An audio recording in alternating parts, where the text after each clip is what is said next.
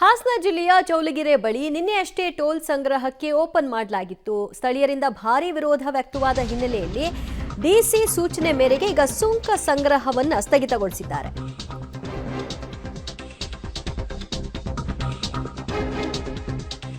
ಹೆದ್ದಾರಿ ಪ್ರಾಧಿಕಾರದಿಂದ ಟೋಲ್ ಸಂಗ್ರಹ ಸ್ಥಗಿತವಾಗಿದೆ. ಹಾಸನ ಡಿಸಿ ಸೂಚನೆಯ ಬೆನ್ನಲ್ಲೇ ಸುಂಕ ವಸೂಲಿ ಕಾರ್ಯವನ್ನು ಸ್ಥಗಿತಗೊಳಿಸಿದ್ದಾರೆ. ಎಲ್ಲಾ ರೀತಿಯ ವಾಹನಗಳಿಗೂ ಕೂಡ ಸುಂಕ ವಸೂಲಿಗೆ ಬ್ರೇಕ್ ಬಿದ್ದಿದೆ. ಡಿಸಿ ಸೂಚನೆಗೆ ಕನ್ನಡಪರ ಸಂಘಟನೆಗಳು ಕೂಡ ಈಗ ಸಂತಸವನ್ನು ವ್ಯಕ್ತಪಡಿಸಿದ್ದಾರೆ. ಹಾಸನ ಜಿಲ್ಲೆಯ ಚೌಲಗೆರೆ ಬಳಿ ನಿನ್ನೆ ಓಪನ್ ಆಗಿತ್ತು ಟೋಲ್. ಸರಿಯಾದಂತಹ ಕಾಮಗಾರಿ ಆಗಿಲ್ಲ, ಕಳಪೆ ಕಾಮಗಾರಿ ಆಗಿದೆ. ಜೊತೆಗೆ 30-40 ಕಿಲೋಮೀಟರ್ಗಳ ಡಿಸ್ಟೆನ್ಸ್ನಲ್ಲಿ ಇವರು ಟೋಲ್ ಸಂಗ್ರಹ ಮಾಡ್ತಾ ಇದ್ದಾರೆ. ನಿಯಮ ಉಲ್ಲಂಘನೆ ಮಾಡಲಾಗಿದೆ, ಸ್ಥಳೀಯರ ವಾಹನಕ್ಕೆ ಅವಕಾಶ ಮಾಡಿಕೊಡ್ತಿಲ್ಲ ಇತ್ಯಾದಿ ವಿಚಾರವನ್ನ ಇಟ್ಕೊಂಡು ಕನ್ನಡಪರ ಸಂಘಟನೆಗಳು ಮತ್ತು ಸ್ಥಳೀಯರು ಪ್ರತಿಭಟನೆಯನ್ನ ನಡೆಸಿದ್ರು. ನಾವು ಅದಕ್ಕೆ ವಾಪಸ್ ತಗೊಂಡು, ಹಾಗಾಗಿ ನಮ್ಮ ಮೇಲೆ ಅಪಾರವಾದ ಗೌರವ ಇತ್ತು ಜಿಲ್ಲಾಡಳಿತದ ಮೇಲೆ. ಹಾಗಾಗಿ ಪ್ರತಿಭಟನೆ ವಾಪಸ್ ತಗೊಂಡು ಇವತ್ತು ನಮಗೆ ನ್ಯಾಯ ದೊರಕಿಸ್ಕೊಟ್ಟಿದ್ರಿ.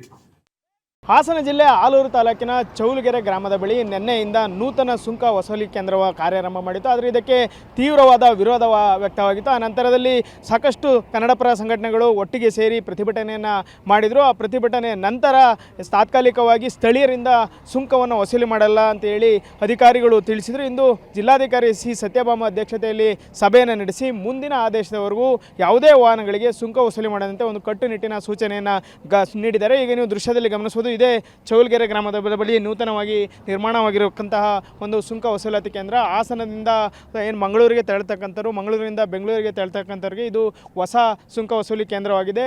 ಏನು ಹಾಸನದಿಂದ ಮಾರನಹಳ್ಳಿವರೆಗೂ 65 ಕಿಲೋಮೀಟರ್ ರಸ್ತೆ ಕಾಮಗಾರಿ ಪೂರ್ಣಗೊಳ್ಳಬೇಕಾಯಿತು. ಆದರೆ ಹಾಸನದಿಂದ ಸಕಲೇಶಪುರದವರೆಗೂ ಮಾತ್ರ ಈಗ ಸಿಮೆಂಟ್ ರಸ್ತೆ ಕಾಮಗಾರಿ ಪೂರ್ಣಗೊಂಡಿದೆ. ಅಷ್ಟರಲ್ಲೇ ಆಗಲೇ ಈಗ ಸುಂಕ ವಸೂಲಾತಿಯನ್ನು ಪ್ರಾರಂಭ ಮಾಡಿದರು. ಆದ್ದರಿಂದ ಕನ್ನಡಪರ ಸಂಘಟನೆಗಳಿರ್ಬೋದು, ಸ್ಥಳೀಯರಿರ್ಬೋದು, ಎಲ್ಲರೂ ಸಹ ಇದಕ್ಕೆ ವಿರೋಧವನ್ನು ವ್ಯಕ್ತಪಡಿಸಿದರು.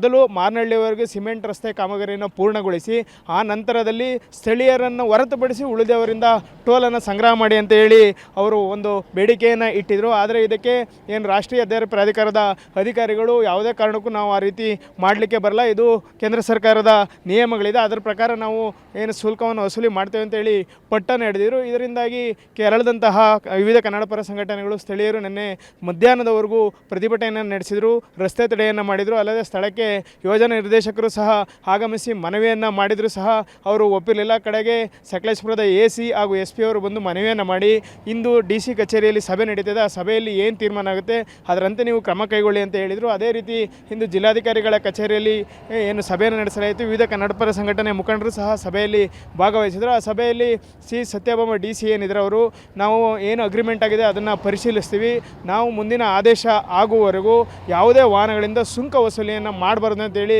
ಒಂದು ಸೂಚನೆ ನೀಡಿದರೆ, ಅದರಂತೆ ಈಗ ಸುಂಕ ವಸೂಲಾತಿಯನ್ನು ಸಂಪೂರ್ಣವಾಗಿ ನಿಲ್ಲಿಸಲಾಗಿದೆ. ಬೆಳಗ್ಗೆ 10ರಿಂದ 11 ಗಂಟೆವರೆಗೂ ಸಹ ಸುಂಕ ವಸೂಲಿಯನ್ನು ಮಾಡಲಾಗ್ತಿತ್ತು. ಯಾವಾಗ ಜಿಲ್ಲಾಧಿಕಾರಿಗಳು ಸಭೆಯಲ್ಲಿ ಸುಂಕ ವಸೂಲಾತಿ ಮಾಡದಂತೆ ಆದೇಶವನ್ನು ನೀಡಿದರು, ಆ ಸೂಚನೆಯಂತೆ ಈಗ ಸುಂಕ ವಸೂಲಾತಿಯನ್ನು ಸಂಪೂರ್ಣವಾಗಿ ನಿಲ್ಲಿಸಲಾಗಿದೆ. ಇದು ತಾತ್ಕಾಲಿಕವಾಗಿದೆ. ಮುಂದಿನ ಕೆಲ ದಿನಗಳ ನಂತರ ಮತ್ತೆ ಜಿಲ್ಲಾಧಿಕಾರಿಗಳು ಸಭೆಯನ್ನು ನಡೆಸ್ತಾರೆ. ಈ ಸಭೆಯಲ್ಲಿ ಏನು ರಾಷ್ಟ್ರೀಯ ಹೆದ್ದಾರಿ ಪ್ರಾಧಿಕಾರದ PD ಇರ್ತಾರೆ, ಅಲ್ಲದೆ ಸ್ಥಳೀಯ ಸಂಘಟನೆ ಮುಖಂಡರುಗಳು ಸಹ ಇರ್ತಾರೆ. ಏನು ಅಗ್ರಿಮೆಂಟ್ ಕಾಪಿಗಳಿದೆ ಅವೆಲ್ಲವನ್ನು ಪರಿಶೀಲಿಸಿ ಆ ನಂತರದಲ್ಲಿ ಮತ್ತೊಂದು ನಿರ್ಧಾರವನ್ನು ಪ್ರಕಟ ಮಾಡ್ತಾರೆ. ಅಲ್ಲಿವರೆಗೂ ಸಹ ಯಾವುದೇ ಕಾರಣಕ್ಕೂ ಈ ಟೋಲ್ನಲ್ಲಿ ಹಣ ಸಂಗ್ರಹ ಮಾಡಬಾರ್ದು ಅಂತೇಳಿ ಈಗ ಜಿಲ್ಲಾಧಿಕಾರಿಗಳು ಸೂಚನೆಯನ್ನು ನೀಡಿದ್ರಿಂದ ಈಗ ವಾಹನ ಸವಾರರು ನಿರಾಳವಾಗಿ ಓಡಾಡ್ತಾ ಇದ್ದಾರೆ. ಅಲ್ಲೇ ಇದು ಒಂದು ರೀತಿ ಸ್ಥಳೀಯರಲ್ಲೂ ಒಂದು ಸಂತೋಷವನ್ನು ತಂದಿದೆ. ಕ್ಯಾಮ್ರಾ ಪರ್ಸನ್ ನಾಗರಾಜ್ ಜೊತೆ Shashidhar, BC public TV, Aluru.